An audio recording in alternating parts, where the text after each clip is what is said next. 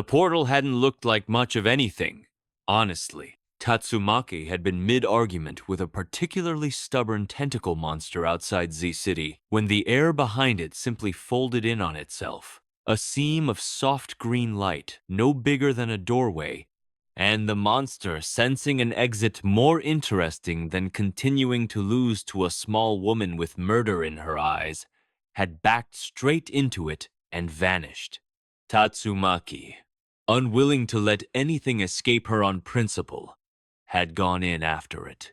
Saitama, who happened to be walking past on his way back from a sale on discount cabbage, had seen her disappear and, mostly out of boredom, followed. Neither of them had expected to land in a forest. Not a monster-infested urban forest, either an actual forest, ancient and green and quiet, in a way neither of them associated with home, sunlight coming down in slow gold shafts through leaves the size of dinner plates. Tatsumaki was floating 3 feet off the ground already, arms crossed, glaring at the trees like they'd personally offended her. "This isn't Z City," she said. "Nope," Saitama agreed, looking around with the same mild interest he brought to grocery store clearance racks. "Smells nice, though. I don't care how it smells." Tatsumaki's eyes flicked green, and a ring of loose stones around them lifted obediently into the air, hovering in a slow orbit. "Where's that thing that dragged me in here?" "Didn't see it," Saitama admitted. He scratched the back of his head. "Guess we should find civilization. Ask someone what year it is or whatever." "I know what year it is. I mean here." Tatsumaki's glare didn't soften, but she didn't argue the point either, which for her counted as agreement. They set off in the direction that looked, arbitrarily, most like it had a road at the end of it. And within 20 minutes they found one, a genuine dirt road, rutted with cart tracks, running between 2 low stone markers carved with symbols that looked less like language and more like sigils. Saitama peered at one on the way past. "Is that a clover?" "Focus!" Tatsumaki snapped, though she was looking at it too. They followed the road into a small farming village not long after, and the village, as it turned out, was in the process of being burned down. Not by accident, a group of robed figures stood in the village square, hoods drawn low, staves raised, and the fire pouring out of those staves wasn't ordinary fire, it moved with intent, curling around fleeing villagers like something hunting rather than simply burning. A handful of farmers with pitchforks had tried to intervene, and were now lying scattered and singed at the edges of the square, alive but not moving. While the robed figures laughed at something one of them had apparently found very funny. "Huh," Saitama said, taking in the scene with the same flat interest he'd shown the forest. "Bandits with fire powers. Are you going to do something, or are we having a conversation about it first?" Tatsumaki was already drifting forward, eyes glowing green. But Saitama had already started walking, hands in his pockets, toward the nearest hooded figure, the mage. Because that was apparently what this was. Saitama would learn the word later, noticed him approaching and swung his staff around with the easy confidence of someone who had never once needed to worry about being physically threatened.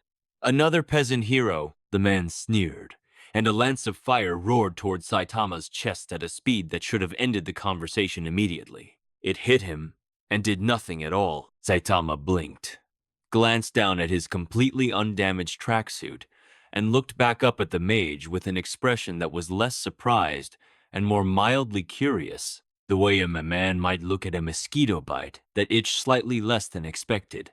"That's supposed to hurt?" The mage's confidence cracked visibly. "That was flame magic grade 3 ember lance that should have—" "Normal punch," Saitama said, and hit him.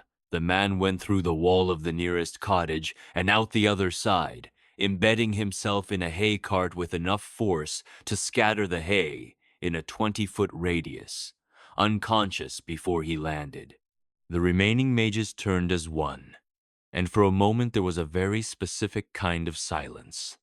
The silence of people recalculating an entire evening's plans in real time.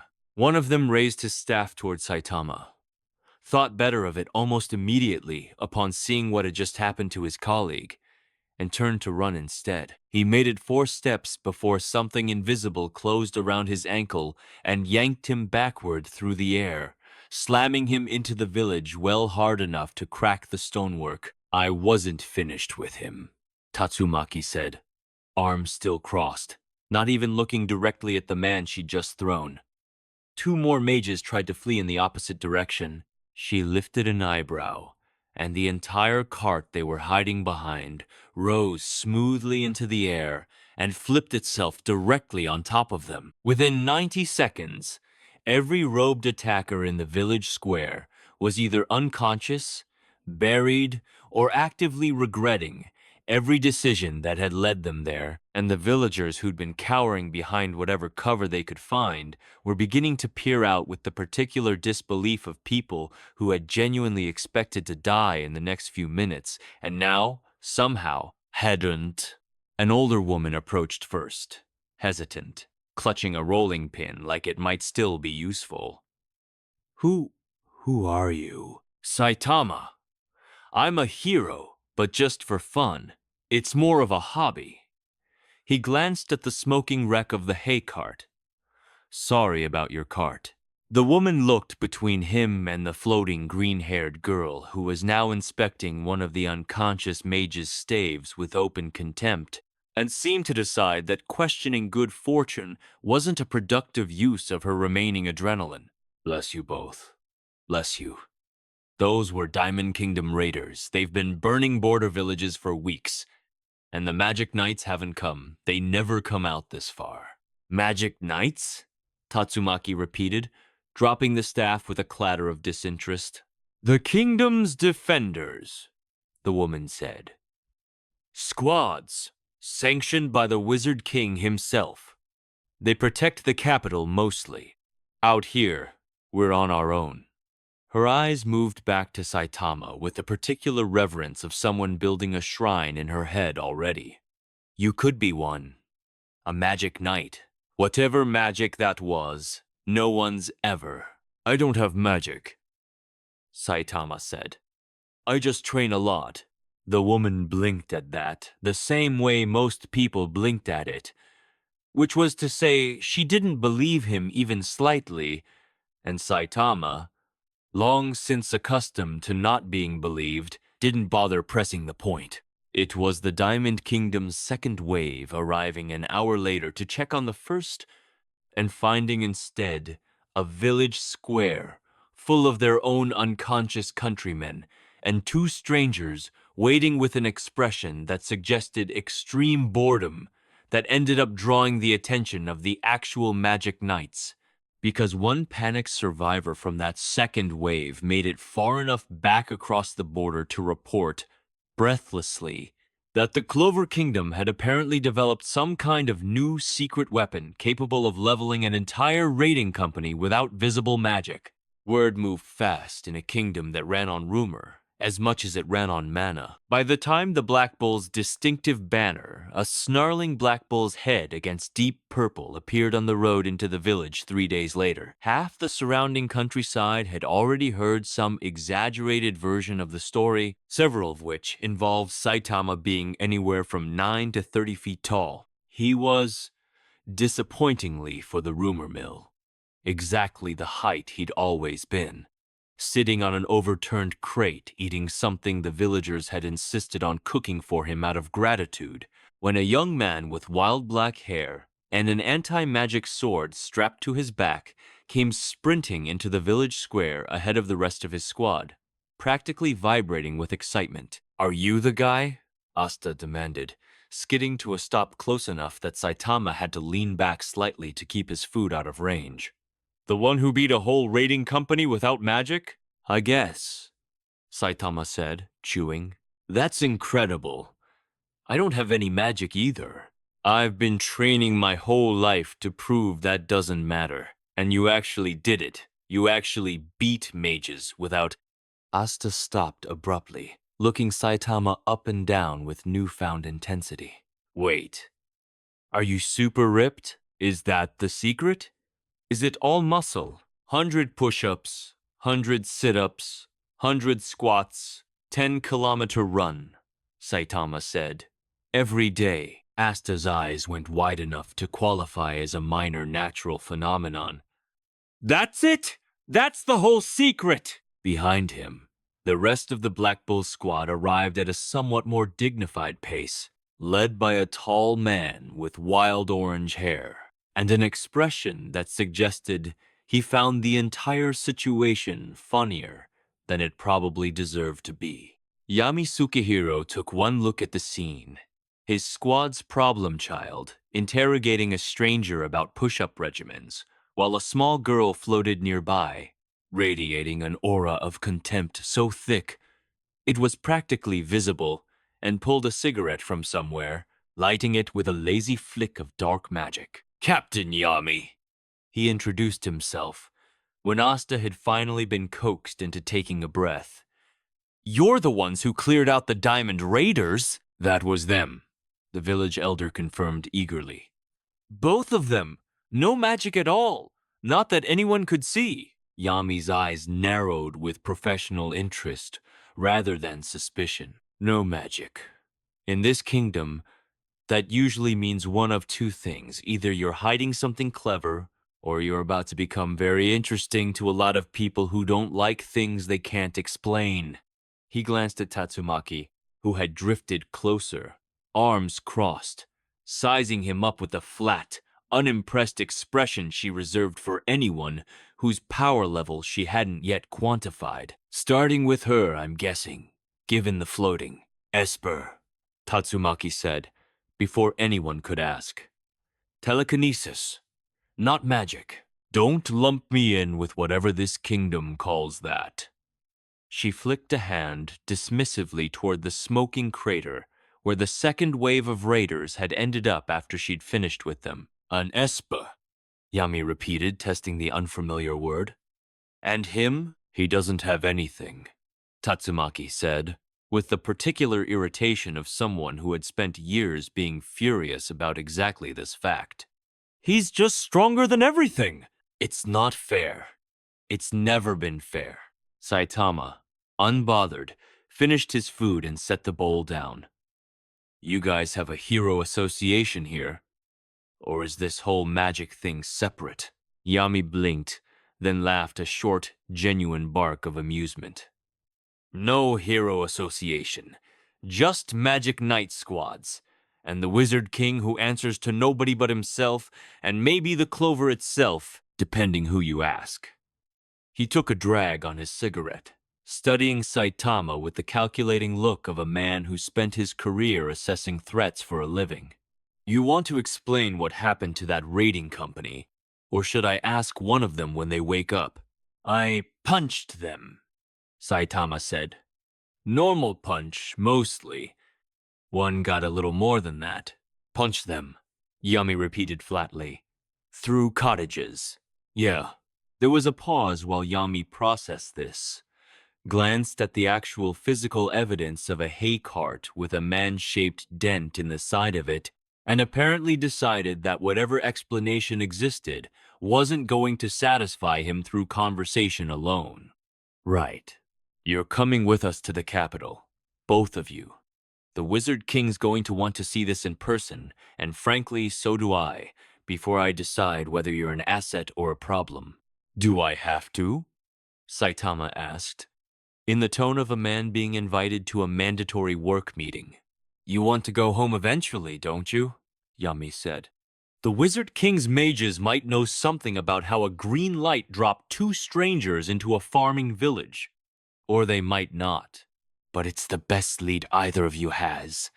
Unless you'd rather wander the kingdom until you stumble into another raiding party. Tatsumaki, who had clearly been about to argue on pure reflex, found herself without a counter-argument and settled for a scowl instead. Fine, but I'm not walking. Where's your transport? It turned out the Black Bull's transport was, functionally, Yami's own broom-sized grimoire and an enormous flying manta-ray-shaped creature Asta, introduced with obvious pride as belonging to another squad member and the trip back to the capital took most of a day, during which Asta spent approximately 11 consecutive hours asking Saitama increasingly specific questions about training regimens, none of which Saitama had satisfying answers for beyond the same 4 numbers he'd already given, which only seemed to frustrate Asta further, since he was already doing considerably more than that and hadn't developed the ability to punch through cottages. "There has to be more to it," Asta insisted, somewhere around hour 9. "Nobody gets that strong from just push-ups." "I don't know what to tell you," Saitama said. "I did that for 3 years. Then one day, I was bald and really strong. I stopped feeling anything after that, actually. Fights got boring." "Bored? You could level a country and you're bored." "Everyone I fight goes down in one punch," Saitama said. And there was something almost wistful buried under the flat delivery. Something Asta, who had spent his entire life fighting uphill against everyone and everything, didn't quite have the frame of reference to fully understand yet, but filed away regardless. The Clover Kingdom's capital, when they finally arrived, was more impressive than either of the transplants had expected. Towers wrapped in living vines and shifting magical light, a castle that seemed to have been grown as much as built, streets full of people going about lives that, despite the omnipresent threat of border raids and worse things further out, looked remarkably ordinary underneath the magic. Tatsumaki, who had grudgingly admitted the architecture was at least interesting, floated a full story above the crowd the entire walk to the castle, less out of practicality and more, Saitama suspected, because it let her look down on everyone, which suited her general disposition. Julius Novachrono, the Wizard King, met them in a receiving hall lined with the crackling magic of a dozen different attending mages, and he turned out to be, of all things, delighted. "Fascinating," he said, circling Saitama with the manic energy of a man who had spent his entire existence chasing exactly this kind of anomaly. "No mana signature whatsoever, none. I've examined every recorded form of magic in this kingdom's archives, and you register as though you simply aren't here, except that you very much are."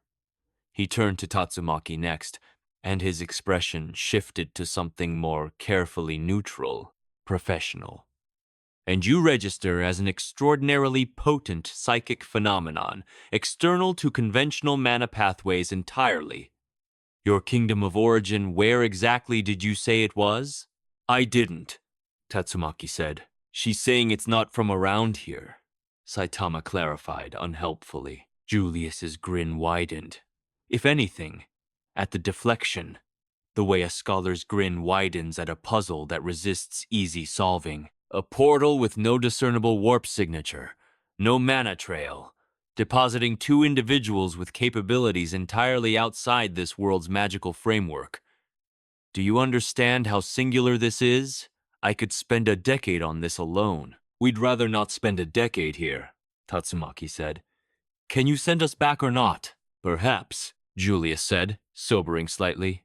"The portal that brought you here bears some resemblance, in theoretical terms, to certain Devil Gate phenomena we've studied from the Spade Kingdom's border incidents, though those typically open from something with intent on the other side, not spontaneous rifts. If I had to guess, something on your side of the tier either opened it deliberately or was powerful enough to tear it open by accident while doing something else entirely." "That tentacle thing," Saitama said. "The one you were chasing." Tatsumaki's expression soured. "That was a class threat. It shouldn't have been capable of anything like this. Unless it wasn't the monster that opened it," Julius said thoughtfully. "Unless something on this end was already probing at the boundary, and your creature simply happened to stumble through the weak point at the same moment you pursued it. Which would mean—" He paused, and for the first time something genuinely serious crossed his usually manic expression.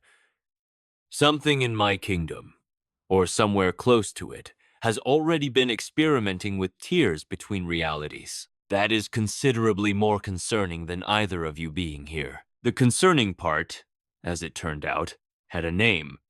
And the name was the Eye of the Midnight Sun, a shadow organization, Julius explained with the weary patience of a man who'd been fighting them for years, devil-worshipping mages who'd spent the last several seasons hunting for exactly the kind of forbidden magic capable of tearing holes between worlds, ostensibly in service of summoning something far worse than devils through, on purpose, if they found a way to open these rifts reliably. Julius said. Then whatever pulled the two of you here may have been an accident born from their experimentation, which means they're closer to succeeding than any of my intelligence suggested. So we find them, Saitama said, with the flat, uncomplicated logic of a man who had just been handed a problem with an obvious solution. Shut it down. Maybe figure out how to get home in the process. It is somewhat more complicated than... Sounds simple to me. Tatsumaki cut in, already drifting toward the door, arms crossed. Point us at them. Julius studied the two of them for a long moment, an unaugmented man who could apparently punch through a raiding company without effort, and a woman radiating enough barely restrained psychic force to make even the castle's ambient magic feel briefly unstable, and something in his expression shifted from scholarly fascination to the pragmatic calculation of a pro-king who had... After all, an actual war to manage. There is a suspected Eye of the Midnight Sun cell operating in the ruins beneath the Forsaken Realm, he said slowly. I've had 3 separate squads attempt reconnaissance there over the past 2 months. None of them have returned with anything more than fragments of intelligence, and 1 squad didn't return at all. He looked between them again. I would not normally send unfamiliar variables into an operation of this sensitivity. But if there is any chance the anomaly that brought you here is connected to whatever they're building, I would be a fool not to at least offer you the opportunity. We weren't really asking permission, Tatsumaki said. Julius's grin returned, thinner this time, edged with something more calculating. No. I don't imagine you were. Yami volunteered the Black Bulls for the joint operation before Julius had even finished the sentence.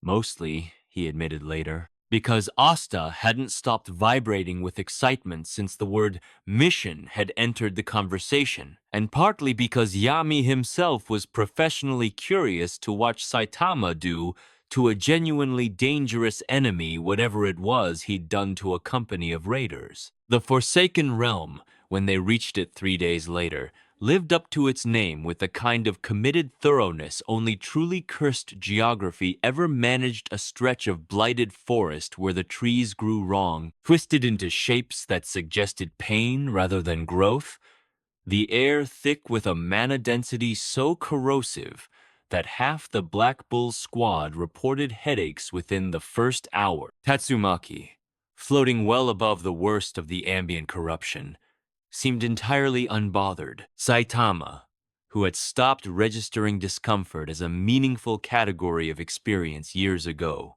simply walked through it with his hands in his pockets, occasionally commenting that the trees looked kind of creepy, I guess. The ruins themselves a sunken complex that predated the current kingdom by centuries, according to Julius's briefing, sat at the blighted forest's dead center, half swallowed by roots that pulsed faintly with something that wasn't quite natural growth. The Eye of the Midnight Sun's presence became obvious well before they reached the entrance. Sentries in dark robes, positioned in a loose perimeter, alert enough to notice the approaching squad within minutes. Contact! Yami said, already summoning his black flame sword. Standard formation! I've got it, Saitama said, and was already walking forward before Yami could finish the sentence, in exactly the same unhurried manner he'd approached the raiders 3 days earlier. The first sentry, seeing a single figure approach without any visible attempt at stealth, raised his staff with the confidence of a man who had trained his entire life in devil-empowered combat magic and had absolutely no context for what was about to happen to that confidence. He unleashed something that Asta, watching from a safe distance, identified with wide-eyed alarm as high-tier curse magic, a lance of writhing black energy that should have, by any reasonable measure, obliterated anything short of a Wizard King on contact. It hit Saitama and did nothing. In exactly the manner these things always did nothing. And Saitama closed the remaining distance and ended the confrontation with a single strike that folded the man over his own staff and deposited him, unconscious, into the nearest root formation. Serious punch would have been overkill, Saitama commented to no one in particular, continuing forward without breaking stride. The remaining sentries, watching their colleague's swift and undignified defeat, made the same tactical error every enemy in every world eventually made, which was to assume that overwhelming numbers might succeed where a single confident attacker had failed. 6 of them converged at once, staves raised, a coordinated volley of curse magic and devil-empowered strikes converging on a single point in space that Saitama occupied for approximately 1 second before he was no longer standing there, having crossed the distance to the nearest attacker with a speed that none of their trained reflexes could properly track by the time Tatsumaki bothered to get involved. Mostly because 2 sentries had made the mistake of trying to flee toward the ruins entrance to warn whoever was inside, and she found the prospect of a warning being successfully delivered personally offensive. The outer perimeter had been reduced from a dozen armed cultists to a scattered collection of unconscious bodies in under 90 seconds, and the Black Bull squad, watching from the tree line, had gone very quiet. I take back everything I said about training regimens, Asta muttered. There's no amount of push-ups that gets you there. There's a little bit, Saitama said, dusting off his hands. Mostly, it's just I don't know. It happened. I stopped questioning it a while ago. The interior of the ruin was worse than the exterior, in the specific way that things built to summon something malevolent always seemed to be worse the closer you got to the actual summoning walls carved with symbols that hurt to look at directly. A central chamber, lit by a pulsing violet glow that emanated from something the cultists had clearly spent considerable effort constructing. A circular gate, easily 10 meters across, ringed with devices Julius would later identify as stolen, half-understood fragments of Devil Gate theory, bolted together with an ambition that badly outstripped the cultists' actual comprehension of what they were attempting.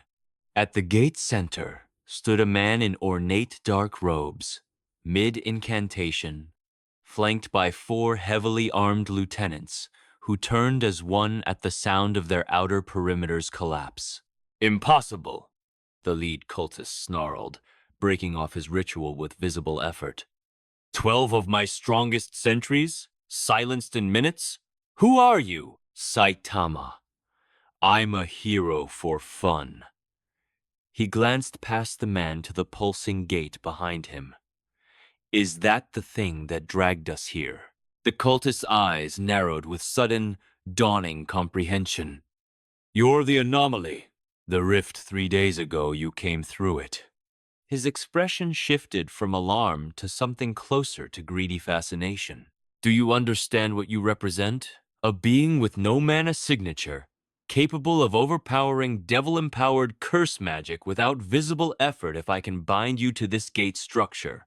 The pathway it opens could be stabilized permanently. I could bring through something far greater than any devil this kingdom has ever seen. That sounds like a bad idea, Saitama said. It is not a request. The cultist raised both hands, and the 4 lieutenants around him surged forward simultaneously, curse magic crackling around weapons that had clearly been empowered with considerably more care than the outer sentry's equipment. Saitama met the first lieutenant's strike with an open palm that stopped the blow dead and shattered the enchanted blade in the same motion, and it became clear within the first 3 seconds that whatever additional preparation the cultists had invested in their inner circle made functionally no difference to the outcome. He worked through them with the same economical, almost bored efficiency he'd shown the outer sentries, and the whole engagement was over in less time than it took Julius's briefing to describe the ruins' layout. The lead cultist, alone now, backed toward the pulsing gate with the particular desperation of a man watching his life's ambition collapse in real time. "If I cannot bind you," he snarled, "then I will simply force the gate open regardless. Whatever comes through, and it will tear this kingdom apart whether you approve or not." He slammed both palms against the gate's central mechanism, and the violet light surged violently, the 10-meter ring warping and stretching in a way that suggested something enormous was already pressing against it from the other side, testing the strain, the same way something had once tested the boundary Saitama and Tatsumaki had fallen through. "That's my cue," Tatsumaki said, finally descending from her hovering perch near the chamber's ceiling, eyes flaring green. She didn't bother with the cultist at all, dismissing him as a non-factor with the same contempt she reserved for anything below a certain threshold of interesting. Instead, she turned her full attention to the gate mechanism itself and the pulsing devices ringing its stolen fragments of theory, cobbled together by people who had understood perhaps a third of what they were building, began to groan under a pressure that had nothing to do with magic at all. "You can't simply," the cultist started. "I really can," Tatsumaki said, and closed her fist. The devices ringing the gate crumpled inward all at once, raw telekinetic force collapsing years of stolen research into scrap metal in under 2 seconds, and the violet light guttered, strained, and finally imploded with a concussive snap that knocked dust from the ruin's ancient ceiling. Whatever had been pressing from the other side, testing the weakened boundary, lost its purchase entirely, and the gate died the way a fire dies when the fuel is simply removed all at once rather than allowed to burn out. The lead cultist stared at the wreckage of his life's work, and then at the two strangers responsible for it, with an expression that suggested he was only now beginning to understand the actual scale of what he'd stumbled into. Saitama closed the remaining distance and ended the confrontation with the same unceremonious efficiency he'd applied to everyone else in the ruin. Julius's investigators, arriving hours later, once the Black Bull's report had made its way back to the capital, spent the better part of a week cataloging the wreckage of the Eye of the Midnight Sun's gate research. And the Wizard King himself, upon reviewing the findings, delivered his verdict with the particular gravity of a ruler who understood exactly how much worse the outcome could have been. "They were closer than I feared," Julius admitted, standing amid the ruins' remains with Saitama, Tatsumaki, and half the Black Bull's squad in attendance. Given another month, perhaps 2, that gate might have stabilized enough to bring something through deliberately, rather than by the accident that delivered the 2 of you here. He turned to face them both directly. "Whatever debt this kingdom owes you, it is not a small one. We don't really want anything," Saitama said. "Mostly, we just want to go home." Julius's expression turned apologetic in a way that suggested the answer wasn't going to be simple. "That, unfortunately, remains complicated. With the gate destroyed, we've lost our clearest lead on the specific mechanism that brought you here, though I don't consider that a tragedy, given what it was being built for. My scholars will continue researching alternative methods. It may take time. I cannot promise how much." Tatsumaki's scowl deepened, but there was less genuine irritation in it than there might have been a week earlier. "Then we wait. You are, of course, welcome to remain here as long as that takes," Julius said. "The kingdom could use warriors of your caliber, and frankly, I suspect the Eye of the Midnight Sun will think considerably harder before attempting anything this ambitious again, now that they know precisely what might be standing in their way." Asta, who had spent the entire debrief practically bouncing on the balls of his feet, seized the opening immediately. "You should join the Black Bulls! Officially!" "I mean unofficially, since you're not from here, but you could still fight with us, right? Captain Yami, tell them." "Do what you want," Yami said, lighting another cigarette with visible amusement. "Not like I'm going to stop either of you from doing anything, given what I watched today." He studied Saitama for a long moment, You get bored easy? Everything gets boring eventually, Saitama admitted. Then stick around, Yami said. This kingdom's got no shortage of things trying to end it.